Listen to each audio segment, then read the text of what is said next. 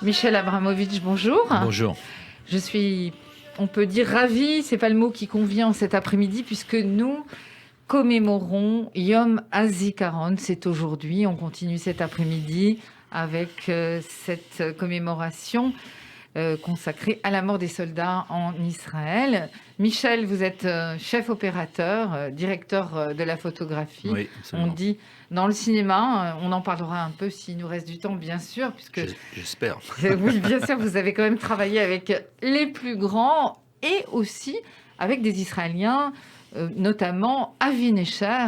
Je crois que vous avez fait la totalité de ces films. Non, pas la presque. totalité. J'ai fait 7 films avec Avi. Ce qui est déjà quand même beaucoup, en tout cas les plus importants. Vous êtes un combattant de la guerre de Kippour et vous avez choisi aussi une série qui va passer l'année prochaine sur Netflix, Valley of Tears, réalisée par Yaron Zilberman. Donc ça fait beaucoup de choses au programme. Absolument. Ma première question, Michel, vous m'avez demandé de passer cette chanson. Alors vous allez nous dire ce que c'est et pourquoi. Alors la chanson que Jean Travalberstein, c'est la chanson qui a été ensuite, c'est un peu l'équivalent de Yerushalayim Shel Zahav pour les 6 jours. Lou Yehi, c'était la chanson de la guerre de Kippour. La version que vous avez entendue en début de l'interview, c'est une version où elle chante devant les soldats au canal, et il se trouve que j'y étais quand elle a chanté. C'était après le 23 octobre, c'est-à-dire au moment du cessez-le-feu, elle est venue chanter, et j'y suis avec mes camarades de la Khativat Tzanchanim, Milouim, c'est-à-dire des bataillons parachutistes. Et on voit, pour les gens qui iront voir sur YouTube, on voit les gros plans des combattants, et c'est extrêmement émouvant. Et je trouve que la chanson est extrêmement forte. Et moi, quand je l'entends, ça me fait smarmoret, comment on dit en français, ça me fait de la chair de poule, voilà. Michel, on va parler de cette guerre, vous y étiez. Comment ça s'est passé ? Parlez-nous-en à la fois de votre expérience. Mal. Oui, ça s'est passé mal. Ça s'est passé mal parce que il se trouve. Enfin, moi, j'étais au sud, j'étais au canal. Et donc, vous êtes israélien, vous faites votre service militaire, vous partez faire votre service. Je suis israélien, je suis né en France, mais j'étais dans les mouvements de jeunesse juifs à Paris. Lesquels, par exemple? Le Dror. Dror, très bien. Et je pars, je fais mon alia en 66 pour aller dans un endroit qui s'appelle le Machon Madriche Chutz Laaretz. Et on prend des jeunes juifs qui sont actifs dans les mouvements de jeunesse, et on les forme pendant 1 an dans un endroit à Jérusalem où on apprend l'anglais, l'hébreu, les matières juives, la danse. On nous apprend l'éducation, à nous occuper de jeunes pour pouvoir faire avec eux ce qu'on a fait avec nous, c'est-à-dire nous envoyer en Israël.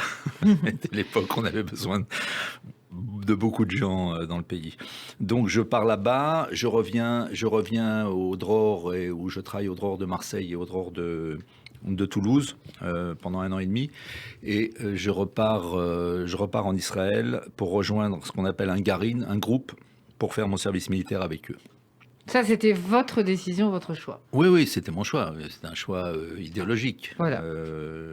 J'étais profondément sioniste, comme on l'était à l'époque dans les mouvements de jeunesse, c'est-à-dire plutôt de gauche, et je le suis toujours. Très bien. Et je le suis toujours. Voilà, donc je fais mon armée, je fais mon service militaire pendant 3 ans, et ensuite je recommence, j'essaye de faire un peu d'études, mais à chaque fois je suis rappelé ce qu'on appelait les Milouim, et puis très peu de temps après la guerre éclate, et donc j'ai fait la guerre de Kippour dans une unité de parachutistes, mais en tant que réserviste. Voilà. C'est-à-dire que vous n'étiez pas vraiment sur le terrain? Si, au même titre que les jeunes qui faisaient leur service militaire, mais disons que on était, enfin, en ce qui me concerne. Vous avez quel âge, Michel, à cette époque? J'avais 23 ans. D'accord, oui. Oui, j'avais 23 ans. Et disons qu'on essaye, sachant que les réservistes ont en général des familles et des enfants, bon, ça marche pas toujours comme ça, mais on fait un peu plus attention aux réservistes, c'est-à-dire que c'est pas toujours la première vague, mais c'est souvent la deuxième ou la troisième, et souvent c'est mélangé aussi. D'accord, vous n'êtes pas en front line, mais vous êtes quand même vous êtes dans la guerre. Oui, oui, on est complètement dans la guerre. Vous êtes sur le front. On est complètement dans la guerre. J'étais avec Sharon, j'étais complètement dans la guerre. J'ai passé le canal avec Ariel Sharon contre l'avis du maté de l'état-major israélien. Il a pris l'initiative de passer. Donc c'était une mauvaise initiative. Une très bonne initiative. Il a sauvé le conflit. J'espérais vous l'entendre. Ben oui, non, mais il était ce qu'il était, Sharon, mais c'était un grand soldat. Et il a réussi à encercler la deuxième armée qui était de l'autre côté du canal, c'est-à-dire du côté qui était à l'époque israélien du canal, et il les a encerclés et il a aidé à terminer cette guerre plus vite. Il a fait une manœuvre stratégique assez incroyable. Quel souvenir vous en gardez, Michel Abramovitch ? C'est très compliqué, Hélène. C'était une guerre qui était étrange. Oui, c'était une guerre étrange. Oui, c'est une très bonne définition. C'est une guerre étrange parce que d'abord on n'était pas prêt. Enfin, on n'était pas prêt. L'armée est plus ou moins toujours prêt, mais on ne s'attendait pas à... En tout cas, pas moi, mais l'état-major ne s'attendait pas ou ne voulait pas croire que les Syriens et que les Égyptiens allaient attaquer. Ils avaient pourtant été prévenus par Tzvi Zamir, qui était à l'époque le responsable. C'est Golda Meir et Moshe Dayan à l'époque. Absolument, c'était Golda et Moshe Dayan. Et Tzvi Zamir, le responsable du Mossad à l'époque, a prévenu Elizera, qui était le chef du renseignement militaire pour Golda, et il lui a dit on va sans doute avoir une attaque, et pour éviter cette attaque, il faudrait diffuser les plans que nous possédons des Égyptiens et des Syriens. Et en fait... l'état-major Golda, Moshe Dayan et l'état-major, je ne sais pas comment ça marchait à ce niveau-là, ont refusé de diffuser les plans et ils n'ont pas voulu croire à l'attaque simultanée des Arabes contre Israël. Donc on s'est fait d'une manière assez incroyable, on s'est fait surprendre, ce qui est complètement hallucinant quand on connaît le niveau de préparation de Tsahal. On s'est fait surprendre et on a laissé autant au nord qu'au sud, tout le cave Bar-Lev, toute la ligne Bar-Lev, on l'a laissé pratiquement sans défense face aux armées égyptiennes qui étaient en surnombre pour reprendre la rive du canal.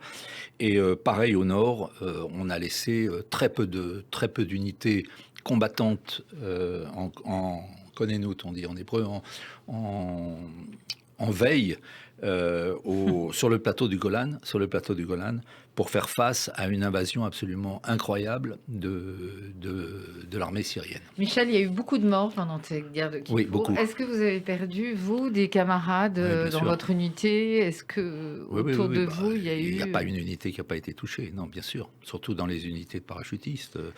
Il y a eu la prise de Faïd, qui a coûté beaucoup de vies humaines. Faïd était un aéroport égyptien situé de l'autre côté du canal de Suez, et il fallait absolument prendre Faïd impérativement dans la journée, parce que Faïd a servi d'aéroport pour le pont aérien entre, je ne sais pas d'où venaient les avions américains, entre le Texas, je ne sais pas d'où ils arrivaient, je ne m'en rappelle plus, je l'ai su mais je ne m'en rappelle plus, et les lieux de combat.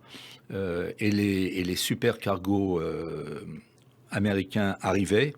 Il y en avait un pratiquement toutes les 2 minutes, et il déchargeait des tanks qui descendaient de l'avion, il déchargeait des voitures blindées, des armes, des pièces d'avion, des canons. Ça arrivait, et si ça n'avait pas été arrivé, on était à court de munitions, et si ça n'arrivait pas au moment où c'est arrivé, on aurait beaucoup de mal à finir la guerre. Alors, vous en parlez comme si c'était encore là, comme si c'était Oui et non, hier. oui et non, non, oui et non, non, non, c'est pas aussi C'est sûr, simple. vous avez Non, un discours surprenant. Alors, justement, quel souvenir vous ben en non, c'est avez, pas aussi Michel? simple que ça D'accord. parce que c'est intéressant parce qu'en ce moment en Israël, il y a une nouvelle tendance, c'est de s'occuper des traumatismes de guerre. Et ils se sont rendus compte que sur tous les gens de ma génération et avant, si on parle de la guerre d'indépendance de Mifta Kadesh en 56 ou de la guerre des 6 jours, et on s'occupait pas tellement des combattants, on les relâchait et puis c'était fini. Voilà, tu arrange-toi avec ta mémoire, arrange-toi avec tes traumatismes. Et ils se sont rendus compte que ça marchait pas comme ça et que même 40 ans, 50 ans après une guerre, on peut s'occuper des traumatismes des combattants. Donc c'est une nouvelle tendance. Il y a à peu près, je sais pas à combien s'élève le nombre des combattants, mais des anciens combattants, il doit y en avoir 200 000 ou 500 000, je sais pas. Mais en tout cas, ils ont commencé à traiter une cinquantaine de mille de traumatisés de guerre et de toutes les guerres, des 6 jours, de Kippour et même des guerres du Liban. Et en fait, voilà, ça donne des résultats. Ça donne des résultats et les gens parlent beaucoup. Et c'était hier ou avant-hier, il y a un jeune soldat qui s'est suicidé, Ouais. un C'est fait ancien, immoler, ouais. un ancien combattant. Oui, il s'est immolé par le feu. Il n'est pas mort, mais enfin, je crois qu'il est dans un état assez grave. Et et alors bizarrement, il l'avait interviewé l'année dernière, et c'est un type qui se remettait pas de l'opération de 2014 à Gaza. Il s'en remettait pas et qui a pas été traité. Donc on peut arriver à des drames des années après la guerre. Et qu'en est-il pour vous, Michel Abramovic? Non, alors moi je dois avoir un tempérament très spécial parce que j'ai complètement occulté la guerre. C'est-à-dire quand j'ai terminé la guerre, j'ai mis une couverture là-dessus. Et Ça a voilà. changé la destinée des gens. Je pense par exemple à Amos Guitaï, qui à l'époque se destinait à être architecte et qui a perdu la quasi-totalité de son unité et qui est devenu cinéaste un peu pour témoigner, mais voilà. Donc, Avec brio d'ailleurs. C'est un grand cinéaste israélien. Chacun réagit à sa manière. Moi j'ai oublié. Et puis j'ai revu il y a quelques 10-15 ans, j'ai revu un film de Platoon. oui, ça vous a remis dans Qui n'a rien à voir Vietnam, enfin ça a à voir avec la guerre, puisque ça parle de la la guerre du de Vietnam. Oliver Stone, Ouais. oui, et qui lui-même est un ancien combattant, et je trouve que la manière dont il reproduisait la guerre a fait revenir énormément de souvenirs. Des cinéastes américains, vous avez tourné avec eux, hein, on en reparlera si on a le temps, Michel, parce que c'est passionnant. Vous avez choisi Israël, Valley of Tears, Israël, Ouais. donc une série israélienne, Oui. qui justement sur cette guerre que vous avez connue, que vous avez vécue, Oui qui est et la non. guerre de Kippour. Oui et non, Pourquoi Alors, parce que pourquoi. Valley of Tears se passe sur le Golan. Oui, Valley mais of bon, Tears- c'est la Valley of même Tears, guerre. c'est les 3 premiers jours de la guerre sur le Golan, c'est-à-dire les 3 premiers jours les plus terribles, Ouais. quand les Israéliens se sont fait surprendre et quand les avions de Tel Aviv n'arrivaient pas à passer à cause des missiles SAM soviétiques qui fonctionnaient bien, on n'avait pas trouvé la parade. Au bout de 3 jours, ils ont commencé à travailler. Il faut savoir qu'Israël a perdu plus de 100 avions sur les 3 premiers jours du combat. Vous vous rendez compte, 100 avions, c'est pour un pays comme Israël, qui à l'époque n'avait pas le Tel Aviv qu'il a aujourd'hui, mais c'était énorme. Et avec le niveau des combattants, des pilotes qu'il y avait déjà à l'époque, c'est incroyable. Et donc, Israël a eu un gros problème à cause de ça.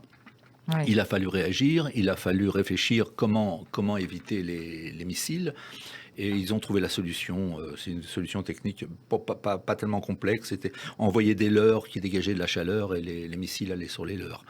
Enfin, le temps de le mettre au point et de les amener sur le terrain, ça a pris du temps. En tous les cas, Valley of Tears, c'est une série qui vous a touché. C'est une série israélienne, hein, qui est réalisée par Yaron Zilberman. D'abord, en tant que cinéaste, je trouve que la série est extrêmement bien réalisée. Elle est difficile, elle est dure. Hein. Très dure. Ouais. D'une manière générale, les séries israéliennes sont très très bien réalisées parce que c'est un pays... Vous en avez jamais réalisé vous-même en tant que chef opérateur? Non, je réalise pas. Non, mais je veux dire en tant que chef opérateur. Non, j'ai pas eu l'occasion, malheureusement, mais bon, non, ça va bien, je pense pas, mais en tout cas, c'est très bien fait en général parce que c'est un pays qui a souffert des guerres et du terrorisme, et donc quand ils en parlent, ils savent de quoi ils parlent et ils en parlent bien et ils vont directement sur les problèmes. Il n'y a pas de trémolo. vrai. C'est ce que c'est. Il n'y a pas de pathos. Il n'y a pas de pathos, c'est ce que c'est, et on comprend que c'est du vécu. C'est ce que j'ai ressenti avec Valley of Tears. Alors, on suit plusieurs destins de soldats, oui, donc absolument. on s'y attache, et puis ce qui est passionnant, ça devient douloureux pour nous aussi. Complètement. Ce qui est passionnant, c'est qu'au début, c'est des soldats ces soldats arrivent entre autres des Panthères Noires, et les Panthères Noires, c'était un problème énorme social à l'époque entre les Ashkénazes et les Séfarades en 1972. Oui, d'ailleurs, Golda Meir, qui est en place, disait « Oh, ce ne sont pas de très gentils garçons », alors qu'ils étaient épouvantables, effrayants, à juste titre. Hein. On ne va pas se lancer dans ce débat. Non, mais... les personnages sont très attachants, et puis on se rend compte que, voilà, il n'y a pas de... Comme vous dites, il n'y a pas de pathos, les choses sont ce qu'elles sont, et quand faut y aller. Je veux dire, on dépasse dans une guerre, on dépasse le niveau de la peur. C'est-à-dire que la peur est omniprésente, elle est tout le temps là. Mais il y a un moment où, voilà, on a été formé à l'armée pour passer outre. Alors, dans cette série, il y a 2 acteurs qui se dégagent un peu. Les autres sont tous très bien, évidemment. C'est Lior Ashkenazi, que l'on retrouve, qui est incroyable. Formidable. Étonnant à chaque fois. Et une fille que vous connaissez bien, puisque c'est une des actrices de Avi Necher.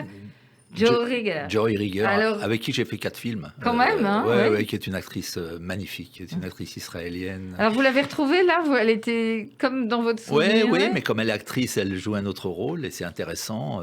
Elle est différente de quand elle était avec Avi Necher, c'est drôle, même physiquement, elle a quelque chose de différent. Absolument, c'est une actrice magnifique. Bon, alors il filme comme personne, enfin j'ai envie de dire vous filmez, puisque on sait à quel point un directeur de photographie c'est important, Michel, rappelez-le nous. Hein. Je vous le rappelle, mais c'est important en fonction du réalisateur avec qui il travaille. C'est-à-dire un directeur photo qui travaille avec un bon réalisateur est un bon directeur photo. Quand vous avez un réalisateur qui ne sait pas ce qu'il veut, vous ne savez pas ce que vous voulez non plus, vous êtes perdu. Alors vous assurez parce que vous avez du métier, mais un bon directeur photo, ça travaille avec un bon réalisateur. Alors Avi Necher est un bon réalisateur. Pour moi, c'est un grand réalisateur, oui. C'est un homme de cinéma. Oui. Il n'y en a pas énormément. En Israël ou en général ? En général, il n'y en a pas énormément. En Israël, je pense que c'est un des grands réalisateurs israéliens. Il y a quand même quelque chose de très particulier dans les films d'Avi Necher, c'est ce grain de couleur que j'ai remarqué dans vos autres films aussi. C'est-à-dire que vous donnez au film quelque chose d'assez magique quand vous êtes derrière. C'est gentil. Non, c'est pas vrai. Bon, allez, Michel, on va pas vous faire des fleurs, mais allez, parlez-nous un petit peu de John Travolta, puisque vous avez tourné avec lui. Là, vous me prenez par les sentiments. Pour moi, John Travolta, c'est un candidat, c'est un acteur immense. Alors, c'est quel film que vous avez réalisé avec lui ? C'était From Paris with Love. D'accord, From Paris with Love. C'est un film, un trailer, comme on dit. Donc, il était adorable. Et il y a aussi Taken. Vous avez fait Taken. Oui, il n'était pas sur Taken, lui, mais c'était avec Liam Neeson. Non, mais... vous avez rencontré Liam Neeson, bien sûr. Vous avez parlé de la liste de Schindler avec lui, de la liste de Schindler ? Non, bizarrement, autant on peut parler avec John Travolta, autant avec Liam, c'est difficile. Il est très concentré. Il est sur le plateau, il est dans son truc, il parle à personne. Quand on boit un coup en fin de semaine, il parle, il est sympa. C'est un Irlandais, c'est un type très très sympa. Mais c'est pas un type facile. Alors que Travolta, c'est un type qui est curieux, il veut connaître la France, il veut connaître l'Europe, il pose plein de questions. Alors Michel, vous avez travaillé avec les plus grands cinéastes français, on va pas tous les citer. Claude Sautet. Claude Sautet, par exemple, vous avez réalisé plusieurs films. Bertrand Taverny, qui vient de disparaître, jamais. Jamais, non, c'est un de mes grands regrets. C'est un immense réalisateur. Alors, quels sont ceux qui vous ont laissé des souvenirs vraiment impérissables ? Impérissables, il y en a beaucoup. Impérissables, Sautet est un formidable. Ah, vous avez fait beaucoup de films avec lui ? Non, j'ai fait 4 films, j'étais assistant. 4 films, c'est quand même énorme. J'étais assistant opérateur, j'étais pas directeur photo. J'ai travaillé avec Francesco Rosi, j'ai travaillé un peu avec Scola, j'ai travaillé... non, mais je peux pas vous réciter votre biographie. Non, mais alors, ceux qui vous ont le plus marqué ? Je sais pas, tout le monde arrive à me marquer différemment. Il est gentil. non, mais c'est à chaque fois une aventure, un film, c'est une tranche de vie. Quand vous êtes en Israël, que vous tournez avec Avi Necher, qu'est-ce qui se passe ? C'est différent ? C'est différent parce que je me sens chez moi. Vous vous sentez chez vous. Michel, malheureusement, je crois qu'il va falloir... Je voudrais juste un dernier mot. J'ai amené un livre pour les auditeurs.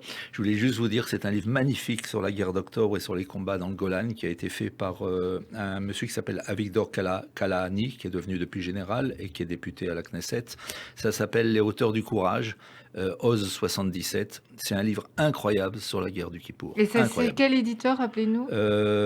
Bibli Europe. À mon avis, on doit le trouver sur Amazon, évidemment. Comme on trouve tout. Mais je vous le recommande, c'est un livre passionnant sur un vrai héros. Un vrai héros. On a 1 minute 30 avant la chanson. Alors, je voudrais vous demander votre relation avec Israël maintenant. Comme j'y retourne beaucoup et je travaille beaucoup, je suis beaucoup là-bas en fait voilà, c'est ma langue, c'est mon pays quoi. Quand on a fait une guerre, ça change le regard. Ou pas, il faut pas nécessairement avoir fait une guerre, mais disons que ça rapproche du pays quoi. C'est-à-dire que au jour d'aujourd'hui, Yom HaZikaron, vous sentez quelque chose, Michel Abramovitch? Oui, surtout quand on parle de la guerre de Kippour. Et puis les années de service militaire ont été des années qui étaient à la fois, c'est sans doute les années les plus riches de ma vie. Même aujourd'hui, après 45 ans de carrière dans le cinéma, c'est ce qui me marque le plus, c'est mon service militaire. Alors peut-être on va vous retrouver comme chef opérateur sur un film sur la guerre. J'en ai raté un parce que malheureusement j'ai eu le Covid et Avi faisait un film sur la guerre d'indépendance, sur une des batailles les plus connues de la guerre, la bataille de Nitsanim. J'avais commencé à préparer avec Avi et j'ai dû m'arrêter parce que j'étais malade. Voilà. Il y aura d'autres occasions, Michel, vous avez l'air en pleine forme. J'espère. Vous avez choisi pour nous de terminer avec une chanson de Shoshana Damari. Pourquoi? Parce qu'elle parle de la lumière. Et donc ça s'appelle Or. Lumière. C'est une magnifique chanson par une magnifique chanteuse. Merci beaucoup, Michel. Vous revenez. C'était un plaisir. Vous revenez Hélène. Pour parler de votre carrière plus longuement. Bien sûr, Hélène. Au revoir.